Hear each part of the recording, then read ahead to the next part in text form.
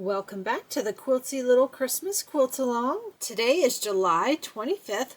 We're going to work on 2 filler blocks, borders, and we're going to finish the first of 4 projects in the gallery wall collection for A Quilty Little Christmas. I have everything prepped and ready to go. My filler blocks, my borders, my binding, my backing, and I have some ribbon. I'm going to add some ties to the back of this one. We have 2 filler blocks. I already have my fusible on the back. To cut the batting for the filler blocks, I pulled from my scrap pile. Your batting just needs to be bigger than the block, and we'll trim this at the end. Today I'll be using an 8x8 hoop for these, and I'll show you how to line up 2 blocks and get them done in one hooping. I've loaded my light mesh cutaway stabilizer in my 8x8 embroidery hoop. Hand tighten, screwdriver tighten. Let's head over to the machine. I'm on a baby lock meridian today. And we need to bring up a 2x4 quilting design for our filler blocks. That's all we're going to do with these is add some background quilting. Everything I have is on USB. For my quilting, I've already looked at what I have in here. I'm going to use this Christmas 3. This is a Kimberbell design. I need a 2x4. See how this has 2 Christmas trees? That's why I picked this. This is going to look really good. I'm going to set one design. I want to add another one in my hoop so I can take care of both of them at one time. I'm going to hit the edit button.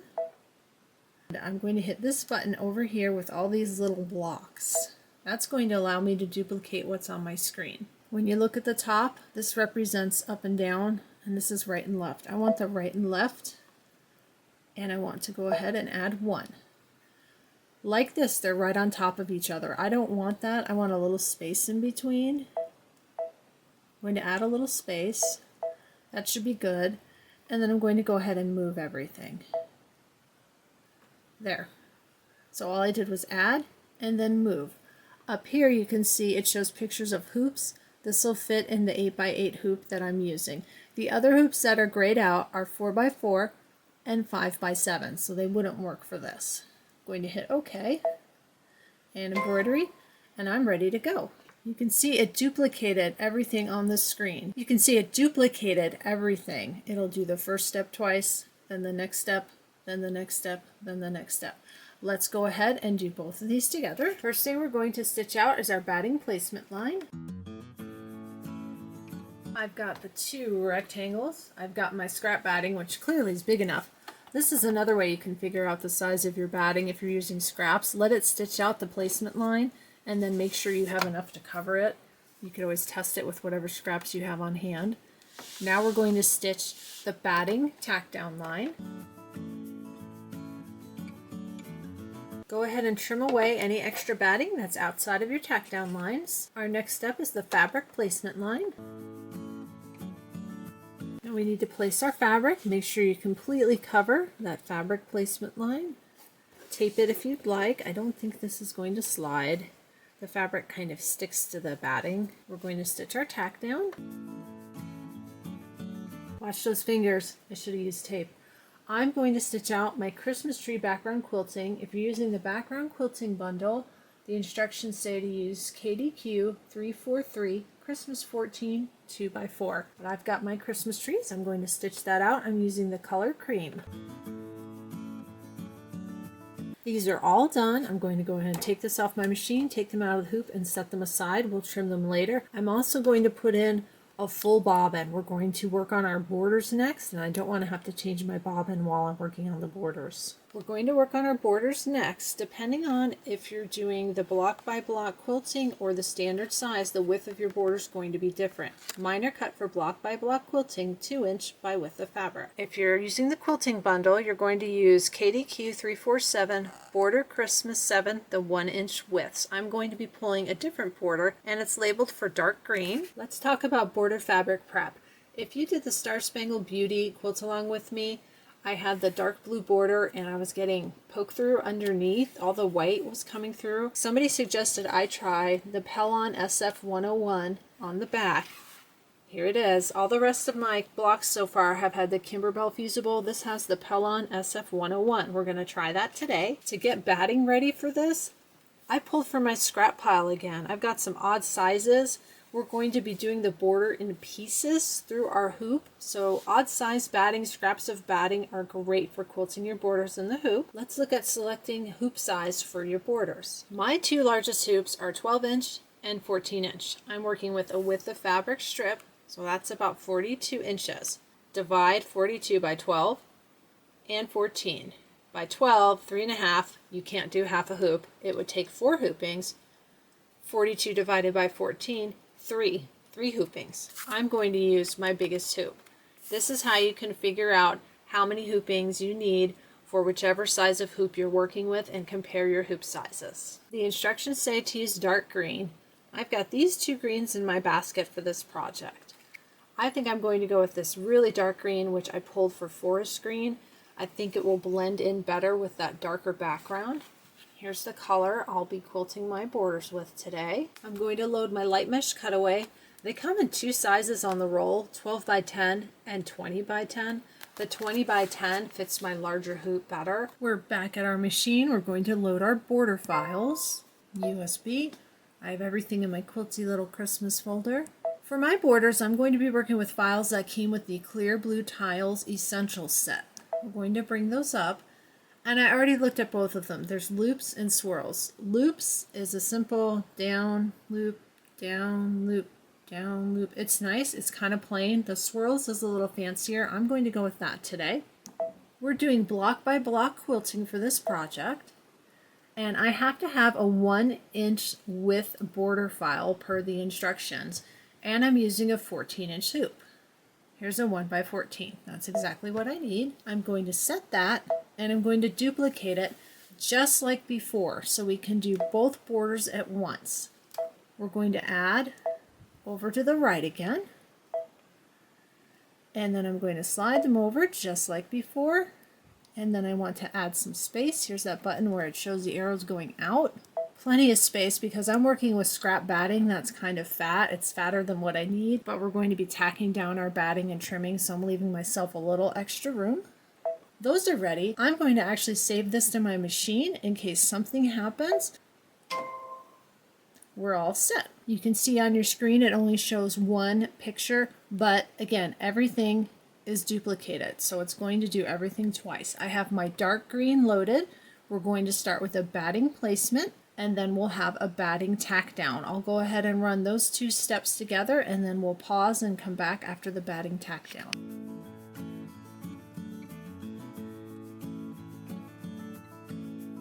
Here's my 2 border pieces with the batting tacked down.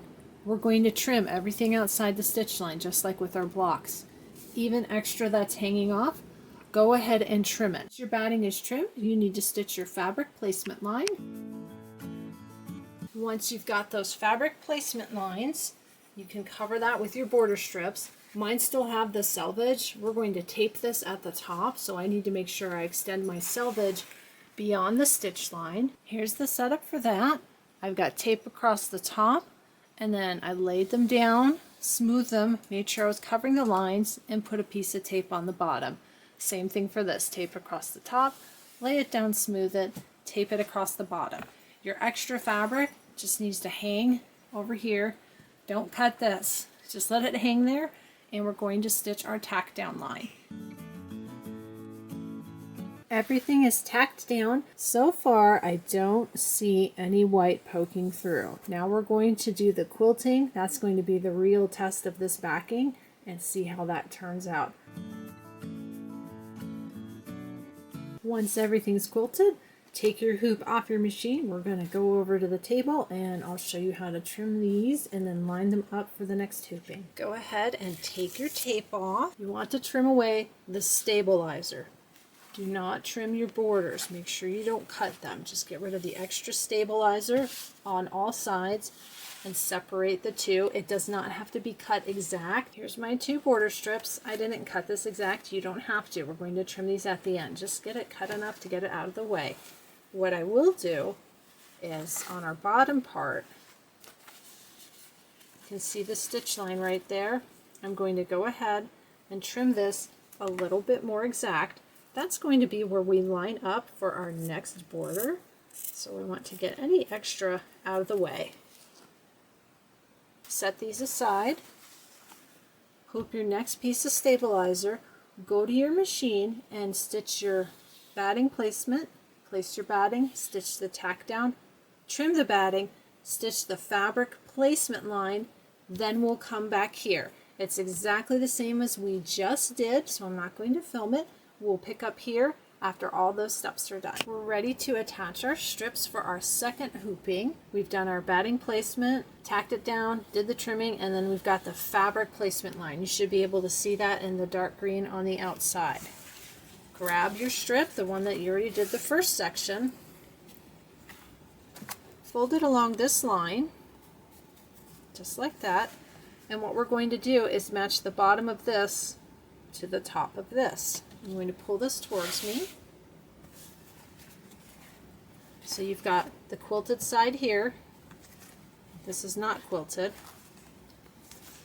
I actually like to roll it a little bit. Let me get in closer. You can see the lines that match, which will help you match it up. You can sort of roll it down, get an idea of where these lines are all landing, and then slide it up. That's the easiest way for me to do that. And then match that line right there, the end line, with the beginning line right here. I hope that makes sense. Here's all your placement lines. Having a darker thread definitely helps with this step.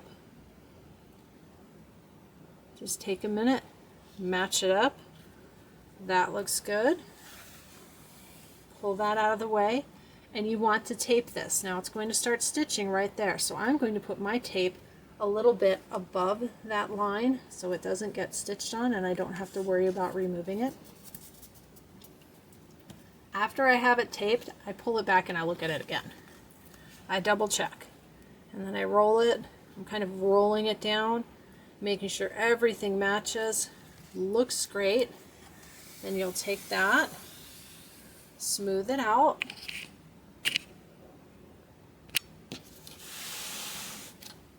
make sure you've covered your placement line.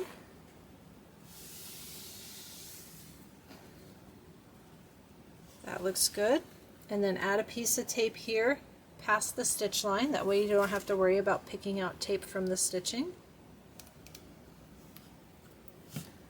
This one's ready for the tack down line. Do the same thing on the other side. And in case you're just jumping in, this is Kimberbell paper tape. It's not Scotch tape or anything like that. They sell a product called paper tape. It's easy to put on and off and use for your embroidery projects. And now you're ready to go back to the machine. We're going to stitch the fabric tack down and the quilting. Make sure these are hanging off the back of your machine and don't get folded and caught underneath, because then you'll have to start over again and you don't want to do that.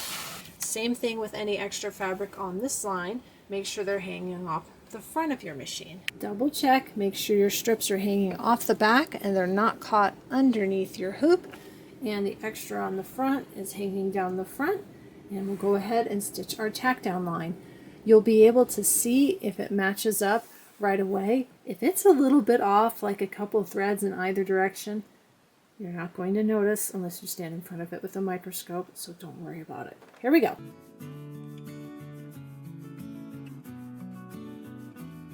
My tack down lines look like they lined up really well. We'll get a close-up once we get this off the machine. I'm going to stitch the quilting. Everything's quilted. Let's zoom in right here and see how close we got. Right here's the overlap of the stitching, and here it's spot on. It looks great here and here. This looks like continuous quilting. You'd never know you were doing this in sections. Take your tape off, get this out of your hoop, trim off the extra stabilizer just like before, put in your new stabilizer, and we're going to go through the same steps all over again. I'll show you lining it up one more time, and also this last piece is not quite as long as the previous pieces. It's very close. There's a couple of options when dealing with this. This is for my last hooping. I'm going to line up just like before. Now you have a longer piece that's been quilted, so get that up and out of the way. Line them up. I'm going to tape it down and have a double check. Make sure everything looks good. Yep, that looks good. Smooth it, tape it. Now, you can see this ends here. Where does my fabric end? I'm actually good. It'll go all the way to the end, And I won't need the very end of this. I cut these strips with the fabric. We'll be trimming them a little bit. Let's pretend this was the smaller hoop where I had to do 3.5 hoopings. What would have happened is the last strip would look something like this. When you go to your machine, if this is the situation you're in, you can put tape across the bottom and certainly let it quilt the whole way down, the whole way up. With the quilting on the Star Spangled Beauty, the pattern actually went down and then up. If that's the kind of quilting design you have and you have a situation like this, what you can do is let it go down. When it gets to here, you can certainly let it quilt the whole thing if you want, but if you want, you can cut the thread, advance your machine, and then pick it up again here. This design that I'm using today actually just goes top to bottom. So if this was my last hooping, I would let it go down, get to this point, and then cut my thread. There's no need for it to quilt the whole way if I don't need all of that quilting. But these are going to go all the way to the bottom. I'm going to tape this down and we'll quilt our last section of border. Remember to make sure your borders are all the way hanging out toward the back or hanging down the back of your table. Everything's tacked down. We're going to do our last section of quilting. I quilted the last section. The little bits of white are back. I noticed them on the first strip, so I put a new needle in, but it's on this strip as well. So clearly the fusible was not the issue. If anybody has any suggestions, I'd appreciate it. Let me bring that up closer. You can see. Didn't do anything different. The only thing I did after I noticed it here was put in a new needle here, so it's not the needle. Not sure what it is. It'll look fine. I'd like to figure it out at some point though. Take your tape off, get this out of the hoop, trim away the excess stabilizer, and then we'll go ahead and we'll trim our filler blocks, we'll trim our borders, and then we'll start assembling our top. Time to trim our blocks. I've got my filler blocks here. On the instructions, it tells you after quilting, trim each quilted filler block to its standard size. Refer to page 5. So mark page 5. You go to your chart here and you look for the filler block. Standard size, 2.5 by 4.5. I happen to have a 2.5 by 4.5 inch ruler. This came in some kind of sewing subscription box. I'm going to use this. When you trim these blocks, you've got that line going all the way around. Your fabric tack down line. You can trim right on that fabric tack down line. You can just use a straight ruler if you want and just trim right on that tack down line, because when I put this ruler down 2.5 by 4.5, that's where it lands. Next we need to trim our borders. It tells us here after quilting, trim each quilted border piece to its standard size, 1.5 inches wide. Refer to page 6. Well, it tells us it's 1.5 inches wide, but in case you want to look, we'll go to page 6. 1.5 inches wide for our borders. It's kind of hard to see, but when you look at your border, you've got your two fabric tack down lines here. One right here, one right here. If I put down this ruler, this is 1.25. If you trim directly on the tack down lines, it tells us to trim it to 1.5. If you want it centered, you'll have to add 1/8 of an inch to either side. I'm not going to add 1/8 of an inch. This is my border. I'm going to go ahead and trim directly on those tack down lines because that's going to be the easiest for me. So my border will end up being 1.25 instead of 1.5. I don't think that's a big deal, but I wanted you to let you know what I was doing so you can make the decision for your quilt. I grabbed my 6.5 by 12.5. When I trim the borders, I just do a little bit at a time. Like I said, I'm just going to follow this fabric tack down line, so my borders will be just a bit skinnier, but I'm okay with that. I don't want to have to measure on either side and try and get it centered. I'll go ahead and trim these and then we'll start assembly. We're ready to assemble our quilt top. Great pictures on pages 16 and 17. They have you doing column 1, column 2, and column 3. This is a small project. I have an 18-inch design board. I laid everything out on one board. It all fit. I went top to bottom. I followed the pictures. Everything's laid out and ready to go to my sewing machine. Paid special attention to these two blocks to make sure I have them on the right side. Although honestly, if you do them the other way, nobody's going to know. but I wanted to make sure I have these positioned correctly. This has the upper left corner with the red plaid, and over here the upper right corner with the red plaid. I'm going to use a 1/4 inch seam allowance. There's a couple ways you could do this. You could put these two together, and then these four. I'm just going to go top down. I'm going to join this to this, to this, to this, and then I'll join these two, then these four, and then this row to the center, and this row to the center. I'm going to use a 1/4 inch seam allowance, and because these have the stabilizer and the fabric, they have a couple layers, I'll probably press these seams open. They're going to be a bit bulky. Usually I try to press to one side or the other, but I'm going to press these seams open. Let's have a look at the top. I've got it all sewn together, and on both sides these came out crooked. I had to take out this seam here and this seam here and re-stitch them. This one's still a little crooked. I will do something 3 times. After the 3rd try, if it's still not quite right, it stays. So it's staying. One thing I'm going to do before attaching my borders is level off the sides. When I put a ruler here, I can see this block and this block are straight, but I've got a little bit sticking out here and a little bit sticking out here. I'm going to go all the way around my quilt, same thing here, and trim off to make sure the entire quilt is square before I measure for my borders. This is kind of coming in, so I need to account for that when I attach my border. I've got a pin. I can tell by lining this up on my cutting board along the line where it kind of starts to deviate right here. So when I attach my border, I'll make sure to keep the border straight along here and then keep it straight here, and there'll be a little gap on this. We're going to do our side borders first. It says to measure the center of your quilt. Get a measurement on that, top to bottom. I'm 14 1/4, and it tells you to cut your strips to that length. Before I do that, I'm actually going to make 3 measurements. I'm going to measure my sides. 14 1/4 as well. 14 1/4. Okay, they're same all the way across.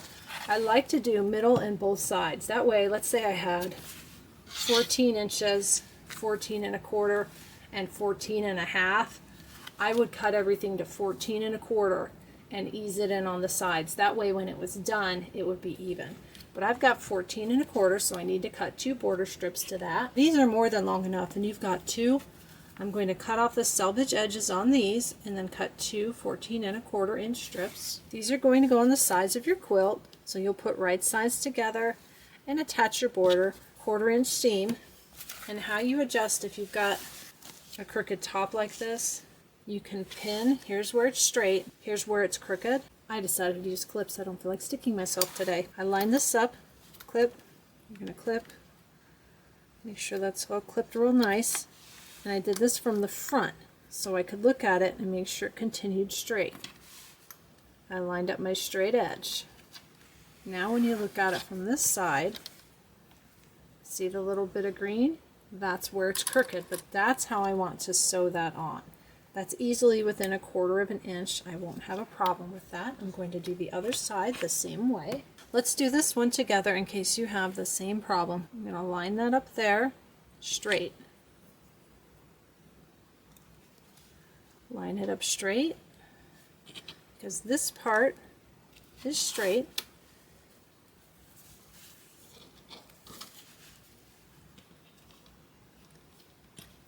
Right there, right there.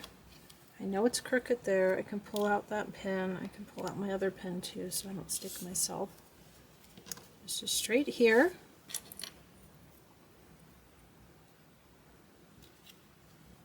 And it's going to be straight to the end, but you see I didn't cut that end very straight, did I? Let me level off the end. It's not one thing, it's another. So it's visually straight. There we go. I'm going to keep this going straight, and I'm going to line it up to the bottom of my quilt, which is straight. I'm going to put a clip this way. And add one more, and then we'll look at it from the back side. See the green? That's what I want. We're going edge to edge all the way down until we get to the part where my block is crooked, but adding the border is going to straighten it out. I'm going to sew on both my side borders. I've got my side borders on. Now we have to measure. It says to measure in the middle again, just like before. And I'm going to do the 3-point measure again. I'm at 15 3/4. 15 3/4. And 15 3/4. So it's pretty good. I've got my border strips cut. I'm still going to clip them because whenever I sew together these kinds of quilts with the stabilizer, they're a little bit slippery. It's different than sewing a regular quilt top. I've got all my borders attached. The next thing we're going to work on is our quilt sandwich. So we're going to need some batting. If you want, you can add an extra layer of batting in here and then add your backing.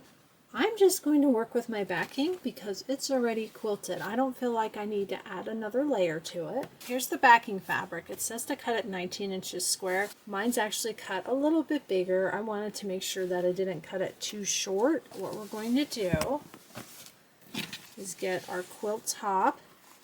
Add your batting if you want another layer. I'm not going to do that. Put it on the backing. And we're going to do stitch in the ditch. That means you stitch inside all of the seams to attach it to the back. Let's talk about how you secure your quilt top to your backing before we stitch this together. You want wrong sides together. So right side of your top out, right side of your backing out. If you're adding the extra layer of batting, go ahead and put that in the middle. When doing smaller projects, a lot of times I'll use this 505 temporary adhesive, but I found it doesn't seem to adhere to the slickness of this stabilizer, so I'm not going to use that today. This is a really small project. I am not too worried about anything shifting. I don't feel like I have to put a bunch of pins in this to hold it in place. What I am going to do is run some clips along the top. You can see I don't have this cut to size yet. I'll cut it when I'm done. I'm going to add some clips. I'm going to line up the top, and that's the only part I'm going to line up. Everything's clipped on the top, and then the idea is just to make sure that it's nice and smooth. Now if I'm doing a big quilt on my sewing machine, I would start in the middle and work out. Or if I wanted to do this seam, I would run my machine this way, and then I would run my machine this way, go this way, kind of go back and forth. But this is really small, so I'm not worried about it. I'm going to do the 2 middle seams and these 2 seams. Let's head over to the sewing machine. I'm at my machine. I'm on a baby lock ballad. I have white thread, a regular presser foot. I do have a stitch in the ditch foot, but these are pretty short seams. I'm going to do my best to eyeball it. I've got white thread, stitch length of 2. What I want to do is get my needle right here at the top where this seam meets the border. I don't want to stitch through the border. So I'm going to hand crank, get it right there. I can go a little bit back, get as close to exact as I can right there. Put my presser foot down, and then I have a tack stitch on this. It just runs the needle up and down a few times. There's that. I'm going to needle up. I'm going to slow down my speed to make sure I don't go super fast and mess up. And then all you're going to do is try to keep your needle right here in the seam.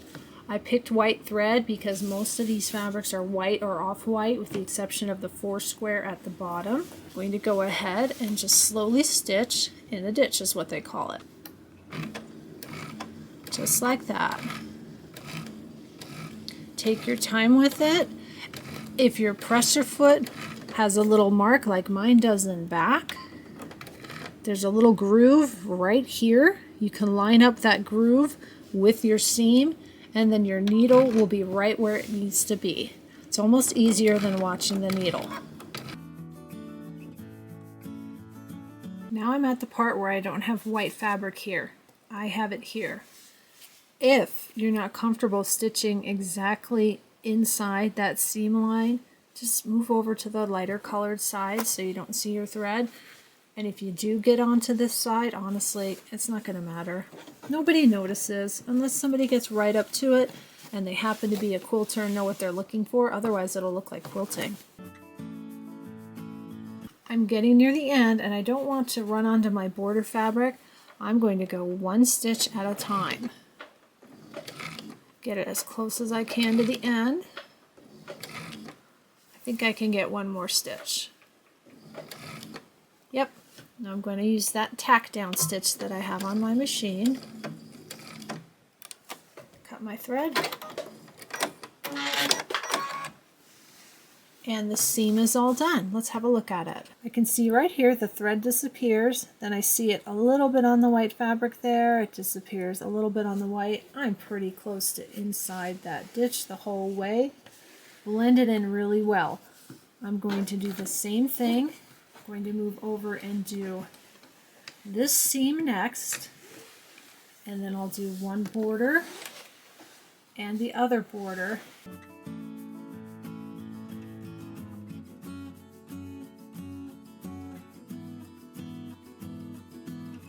Now we need to go this way. The seams I'm going to stitch are above and below the filler block, right here, and then my 2 border seams. This block does not need to have the stitch in the ditch because this is already all quilted.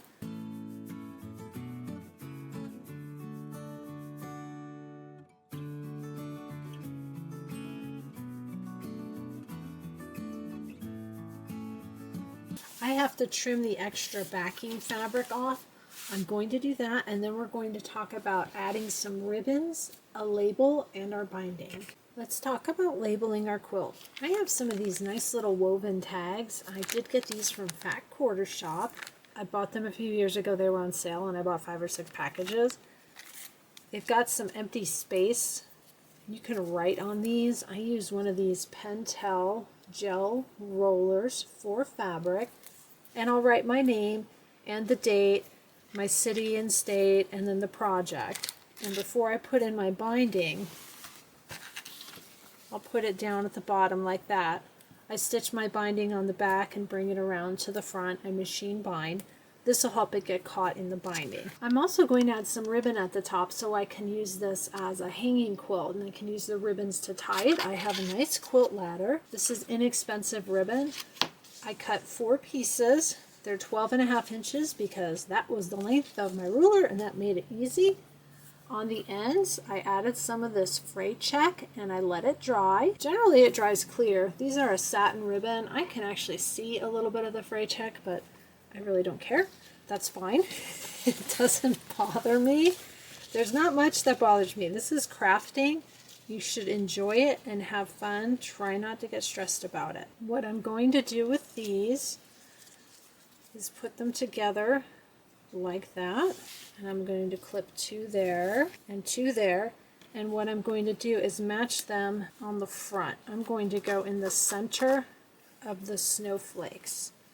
So we'll go ahead and flip to the front. This block is 4 inches, so I'm going to center my clip on the 2 inches. Center my clip on the 2-inch mark.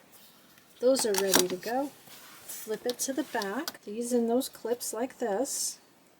And then these will hang flat on the back. So if you end up wanting to hang this like a gallery wall or use it as a table topper, they'll just be on the back. They won't be in the way. You can even tape it with some paper tape like this and kind of keep it out of the way. That way if you're using it as a table topper, you still have these if you want to tie it onto something. Then I'm going to add what I want on my tag and put that there. And once that's secure, we're going to go to the machine and do our binding. We're back at the machine. I have my binding here. My little tag is right here. I have a sticky note on top of it because my full name is on there. Can't be too careful putting things on the internet nowadays, huh? I'm going to lay it like this. This is the open side. This is the folded side. I like to start at the bottom in the corner.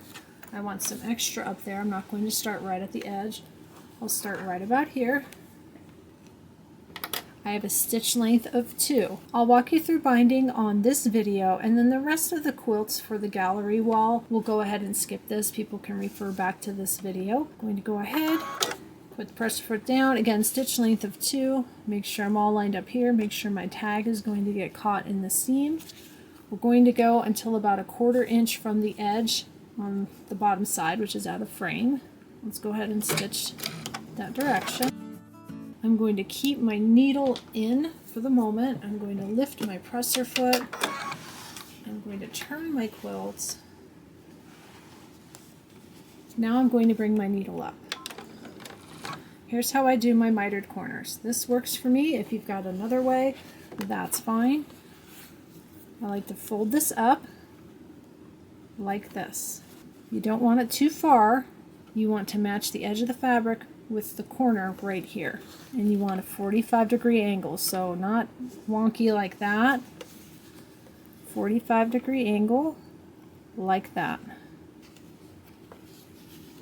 So this looks straight. Here's your 45-degree angle. Bring this down this direction, so this will be straight and it'll be straight across the top. And you fold this down right there.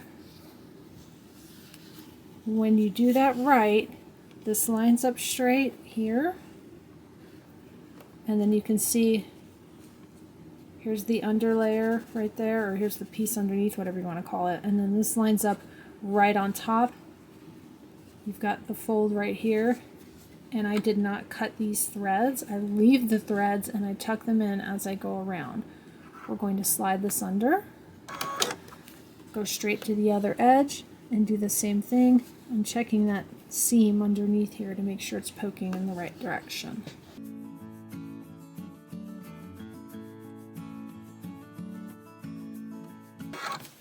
Foot up, needle down. This is 1/4 inch guide. See how it's lining up right there? I did pretty good. Needle up. Pull this out toward me. Fold the fabric up. Get the fabric edge matching the edge of the quilt. There we go. 45-degree angle. Bring this down.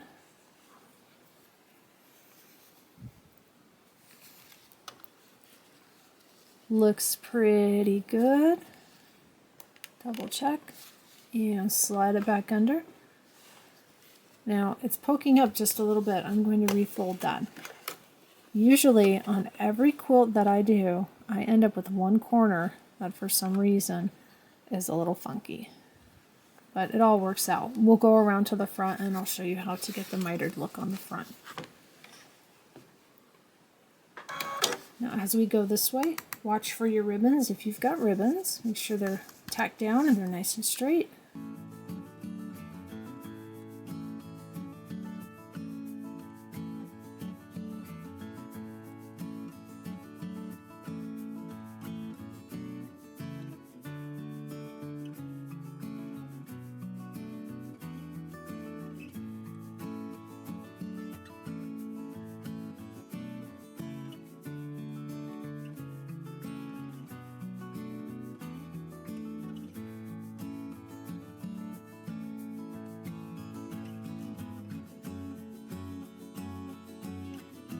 We're coming around to the beginning.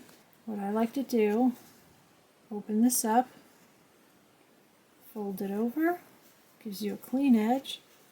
You can press that on your iron if you want. I just finger press it. It's binding, it's fine. You can use your fingernails to get a good press. Take this piece, and then you have your bottom piece. Lay one over the other. The stitching is right there. I want to go ahead and trim this. I'm going to trim it at an angle. It makes it easier to tuck in, and I want the point to end about where that stitching starts. There we go. Get that out of the way. Cut some threads out of the way. There we go. And all you're going to do is lay this inside that piece, tuck in that point. Now make sure you don't stitch it like that. You want to lay it all together and then check that piece underneath. Make sure that's still down. This is down. And I find that if you take this center piece, pull it a little bit tight, I'm going to hold it. That's going to keep me from having a funny bubble when I flip it to the front. Everything's down. You can clip it if you want. I'm going to use my fingers. Here we go.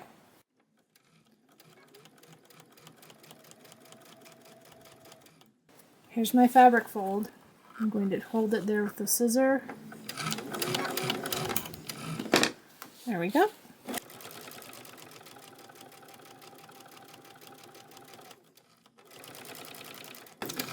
I'm coming around to the beginning because I held that nice and tight. I don't have a bubble. If you have a bubble and you end up with a little fold, you won't see it because you're going to flip this over and bring it around to the front.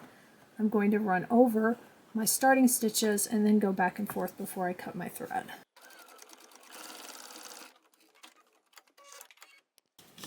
Your corners. You can cut the tips off your corner to reduce bulk. Here's that thread loop. Remember, I didn't cut my thread as we went around. Don't cut your thread. Fold it up out of the way, or down out of the way.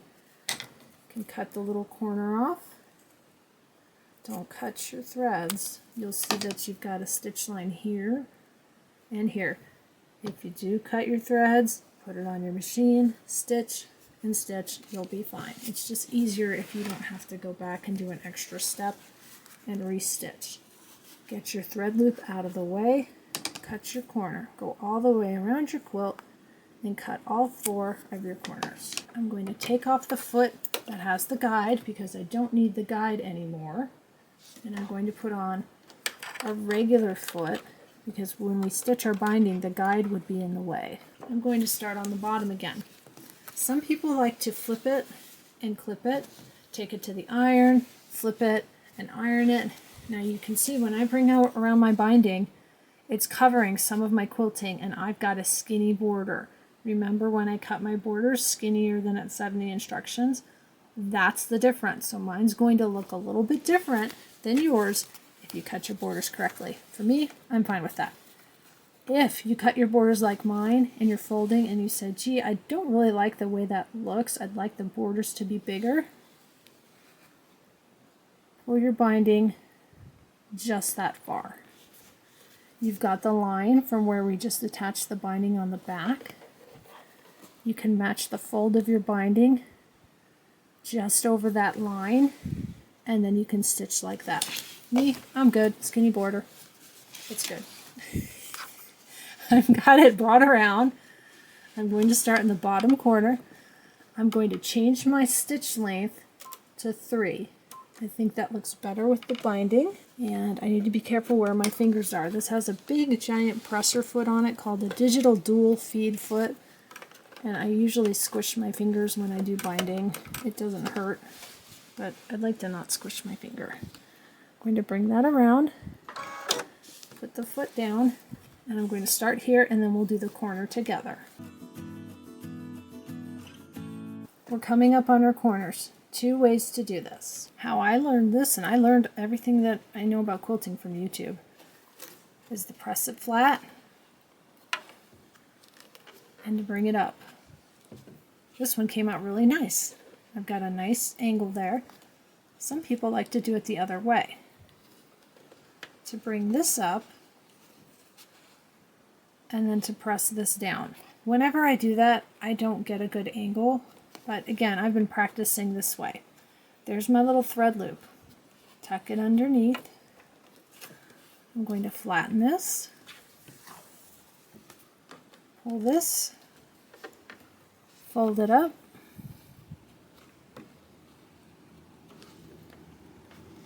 Looks good. I got a nice corner there. I'm going to grab my scissors. I do have a stiletto, but it's not handy. I'm going to hold that in place. I'm going to go ahead and go forward until my needle tacks down this part of the binding.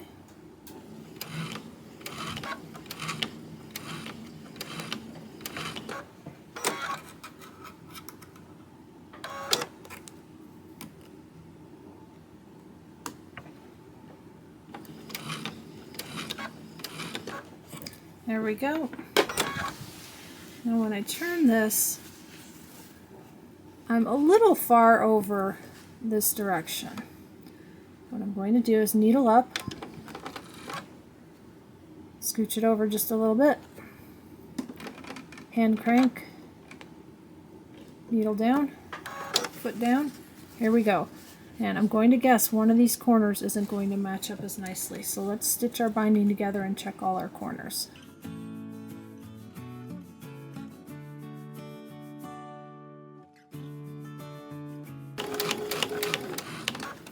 Getting near my corner, I'm going to tuck the threads under, pull, fold.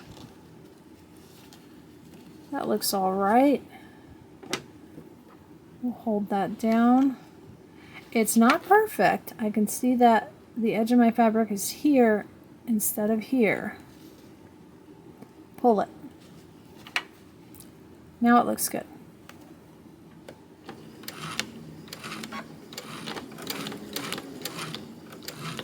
Yep, I think I went one thread too far, but that's okay. We'll do the same thing we did on the other side. Yep, I'm way too far over. I'm going to thread up, lift the presser foot, move it over. Things like that don't really bother me. If you want your binding exact, you probably need to hand bind. I don't hand bind. I don't have the patience for that. Let's go down the next row.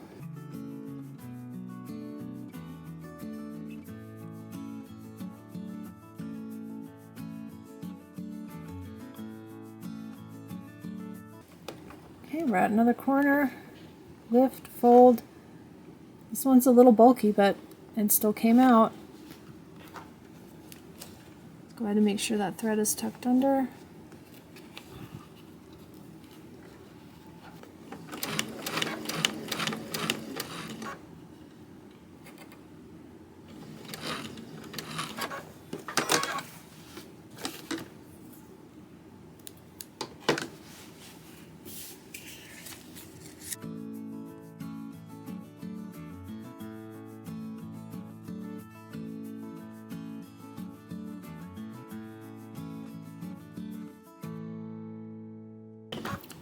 Coming up on the last corner, tuck in the thread, fold it up.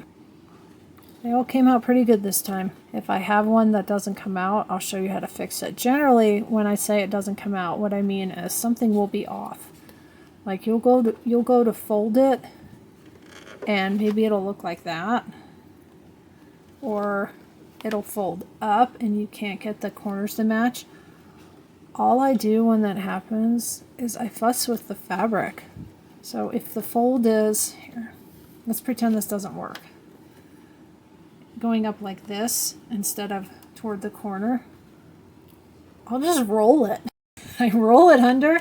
Look, now it matches. That's all I do. So if you're doing the nice smooth down, fold up, and the corners don't meet and you don't get the nice miter, just tuck in the extra fabric. Nobody will know. And then you can smooth it like this and you don't even get any bulk.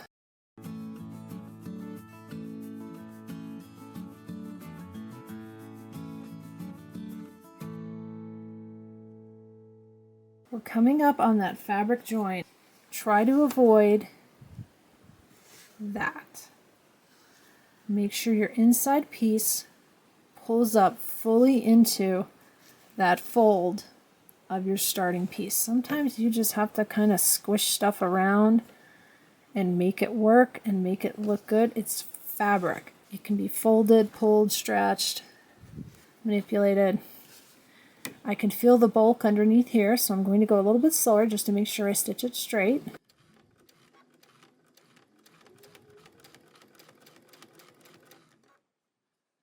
Going to watch here, try and make sure that I get that just right. I do seem to have a little bit of a bump. Going to try and tuck it under. That's because I'm fussing with it for filming. Usually it lies nice and flat. There we go.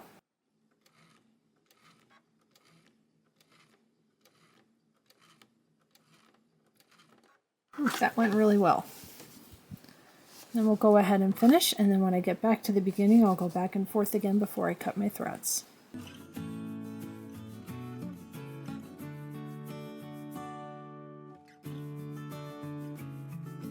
Here's our finished Quilty Little Christmas top. It came out great. It's so pretty. Let's flip it over and look at the back. beautiful backing. My label's down here in the corner. I've got my ties, so I can put this on a ladder and use these to tie it at the top. You can see my border's a little bit skinnier, but we know why, because I cut mine a little bit skinnier. Something else you could do if you cut yours a little bit skinnier, you can also cut your binding skinnier. I like to use 2.5-inch strips. I know some people like to use 2 1/4. 2 1/2 works really well for me. Let's put this up on the table and talk about what we're going to do next week. I'll be back August 1st. We're going to start on the sending holiday wishes. We're going to work on the snowflake stamp, letter, stars, and stamps. Let's take a look at that project. This is the Sending Holiday Wishes project. We're going to do that one next. No border on this one, so no worries about making a quilted border. Thank you so much for joining me today for the Quilty Little Christmas Quilt-A-Long. We've got our first project out of 4 done. Make sure to like, subscribe, and share. I've got lots of great Kimberbell, rope crafts, quilting, and cross-stitch videos on my channel. I do take requests. Think of me as your crafty radio station. If you've got a project request, leave it in the box below. Next week, we'll start our Sending Holiday Wishes project. Looking forward to it. See you next time.